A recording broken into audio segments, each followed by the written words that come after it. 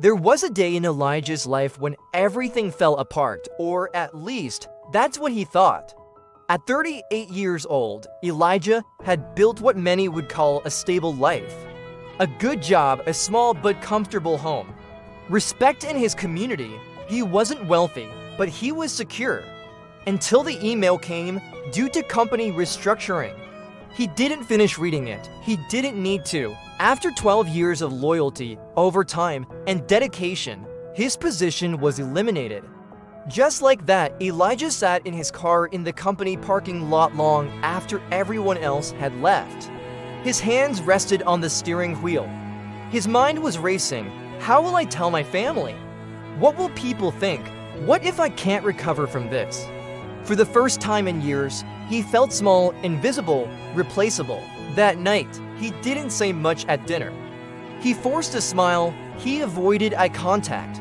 When his wife, Miriam, asked if he was okay, he simply nodded. But at 13 a.m., he was wide awake. The ceiling felt heavy above him.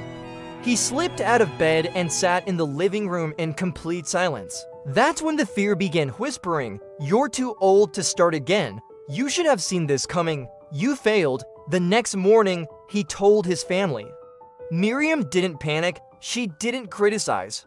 She simply reached across the table, held his hand, and said, "We will figure this out together." But Elijah struggled internally. For weeks, he applied to jobs, sent emails, updated his resume, networked. Rejection after rejection followed. "Thank you for your interest." Each email felt like another door closing. One afternoon, after yet another rejection, Elijah went for a long walk. He didn't know where he was going. He just needed air. As he walked through the park, he noticed something unusual.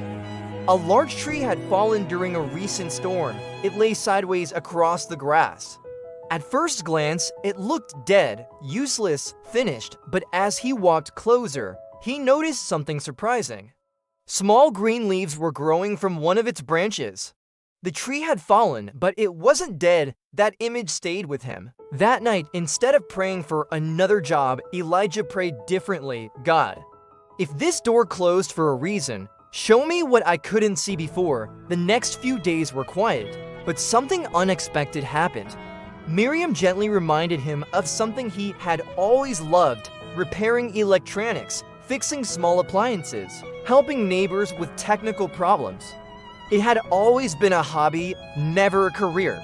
"Why don't you start small?" she suggested. Elijah laughed at first. "You can't build a life fixing broken microwaves," but deep down, something stirred. The next week, he printed simple flyers, affordable home repairs, honest service. He posted them around the neighborhood. The first call came 3 days later. It was an elderly woman whose radio had stopped working. Elijah went over, fixed it in 20 minutes. She paid him in cash and gratitude. Then she told her sister, then her neighbor. Within 2 months, Elijah was fully booked, but something else was happening too. He wasn't just fixing appliances, he was fixing confidence, his own. He began learning about small business management, watching tutorials, improving his skills. He turned his garage into a workshop. He registered his business.